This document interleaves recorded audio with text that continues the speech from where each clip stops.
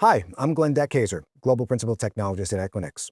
And today, we're going to discuss how companies are minimizing rising costs, dealing with performance constraints, and in general, future-proofing their global IT architectures in this new AI age.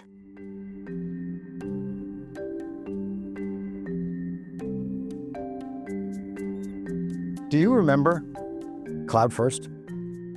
Everything went into one cloud from our data center. And we did connect this over some telecommunications link. But this wasn't hybrid cloud. We had cloud first, where we had workloads, compute, and data sitting up in cloud number one. In our data center, we had those things that wouldn't move, mainframes, mid-ranges. And over time, the cloud didn't give us everything we needed. We saw other clouds come up with new services, differentiated services. So we now had a second cloud.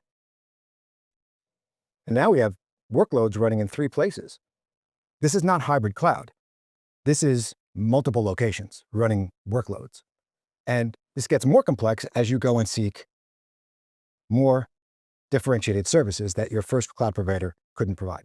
Well, these applications usually all have to talk to each other. So you end up with lots of interconnections that don't make a lot of sense, and you end up with a very complex environment.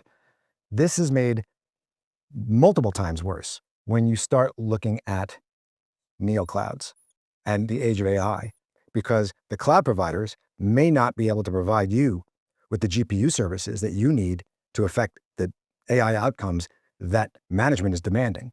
So how do I deal with that? Now I've got to, from every cloud environment, connect to my neo cloud vendors and from my data center to get all my data to my GPU providers. They basically just become more clouds. Well, this is problematic because this becomes too complex to manage from an operational perspective. So why did we go to the cloud in the first place? What is it really good for? When you are developing an app, you don't know what the workload profile is going to look like. You don't know what resources it's going to need. So as you're developing that and scaling it and maturing that workload, you're going to have a lot of ups and downs in resource utilization. The cloud is great for that. And some applications require that long term. Many do not. Many achieve what we call a steady state. It only grows as you add users to it or add storage and data to it. So it slightly goes up. At that point, that's an inflection point where, from a cost basis, it makes a lot of sense to look at putting that workload in a different infrastructure architecture. So either that means hybrid, meaning compute in one place and storage in another, or moving it into complete on-prem colo. And the reason for that is this is what your cloud costs will be if you leave it in that steady state, because you end up paying for elasticity and transit cost and egress cost. These are taxes on a steady state workload. So this gap under here is what you need to solve for from a cost perspective, assuming that the workload can be moved out of the cloud. Not all of them can, but many can. So let's talk about what to consider when you want to find out if a workload can be moved into a hybrid cloud or into colo. When evaluating a workload, there are 3 states for an enterprise application that you can put it in. Cloud native, put it all in cloud, compute and data. You can put it in a hybrid cloud architecture. And in this context, what we mean is data in a colocation with compute in one or more clouds or neoclouds, or completely on-prem in colo, meaning I've got my data and my workloads on equipment I control in locations I can access. Now, on a workload by workload basis, if you have hundreds of workloads, you're going to have some that fall into each one of these buckets. If you want to optimize, you need to be able to evaluate certain parameters to know which one is appropriate for that given workload. And here are the parameters. Cost. By that, we mean storage costs, egress costs, transit costs, API costs, costs of equipment if you're going to go on-prem, operational, data center costs, right? Power, cooling, people. Next thing to evaluate is performance. What kind of throughput and latency do your users need to where the compute runs the application? And what kind of throughput and latency does your compute need to the data it uses to run? These are things that dictate what your options really are, regardless of cost. So all these both go into this evaluation on a workload by workload basis. And last, but definitely not least, this is more of a subjective parameter, flexibility. What kind of flexibility do you require at the business level? For instance, do I want the ability to hedge for the most cost-effective compute or for best-of-breed services and make it easy for myself to either exit a cloud, go to another cloud, obtain new services, and essentially drive new value out of my data quickly and competitively? How important is that for you? And that might be for this workload less important than another workload based on the data set. Overriding this entire calculation, and I'm going to write this in pink because it's important, is sovereignty.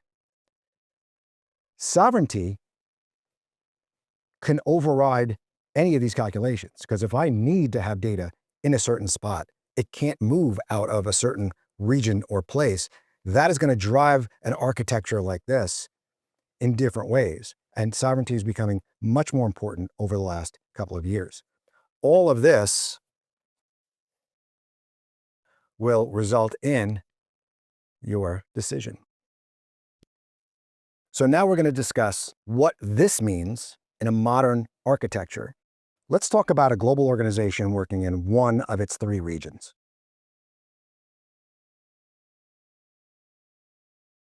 So I still have multiple clouds, and on average, an enterprise will use 2.4 clouds. That's what we're seeing out there. Most organizations are using a hybrid infrastructure these days. They have gotten the hybrid part of this down.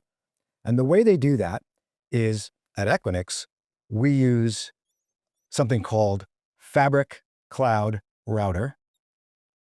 And this allows us to connect multiple clouds into physical infrastructure where we have our data and we have our compute. This same capability over Equinix Fabric allows us to get to multiple neoclouds. Now, what happens with this? If my calculation here tells me I need to use all cloud, but perhaps I want to use the two clouds to do that, okay, I've got data and compute. I've got data and compute, and these guys can talk to each other very seamlessly using Fabric Cloud Router. Now, if I want to go to hybrid cloud, however, this is where the flexibility starts to really kick in. Having my data located cloud adjacent, typically at less than 2 milliseconds latency between data and the compute in these clouds, allows me to use this data against just the compute in these clouds. And by doing that, it frees this data up to be used for other purposes. For instance, if I want to use this data in the NeoCloud, I can simply connect it over Fabric logically. So I can show you here using that data in an AI training workload or perhaps inference at scale. I need to get GPUs from somewhere. And for the foreseeable future, that's going to be kind of difficult. So putting that data within NeoClouds, being able to use that either in place or taking a copy of this and putting it up in my NeoCloud allows me the ultimate in flexibility. So if my evaluation says I can save money by not doing inference in the cloud, but by moving it to this neocloud, if my data is locked up here, I can't do that. If I try to get this data into this neocloud, I'm going to pay a lot of money in egress and transit. So I need to have that already liberated on equipment I control in a location that I can easily interconnect to these GPUs. This is how you get AI flexibility. This is how you more quickly meet the demands of the business when it comes to AI outcomes. Now, let's talk about sovereignty for a second, because this is one region. Let's call this America. I've got a very similar architecture need in EMEA, in the EU, or perhaps in Asia-Pac, or perhaps in Africa. Well, there are cloud regions there, and there are sovereign neoclouds there. So you will have regions like this that look just like this, creating what we call an authoritative core inside Equinix, connected to all of these options for your data at low latency speeds with high throughput capabilities. So hopefully you see that hybrid multi-cloud is an operating model. It's not a transition state, because you're always in transition across hundreds of workloads that have different cost parameters, different performance needs, and different levels of flexibility requirements, and also sovereignty overriding all of this. So depending on where you're going to sit, Equinix enables all of these options on a workload by workload basis. This becomes a discipline that will help your organization more quickly meet the needs of AI demands that are being thrown at you from the business and help you be competitive. So to learn more about how to optimize your workloads at Equinix, please use the link in the description below, and thanks for watching.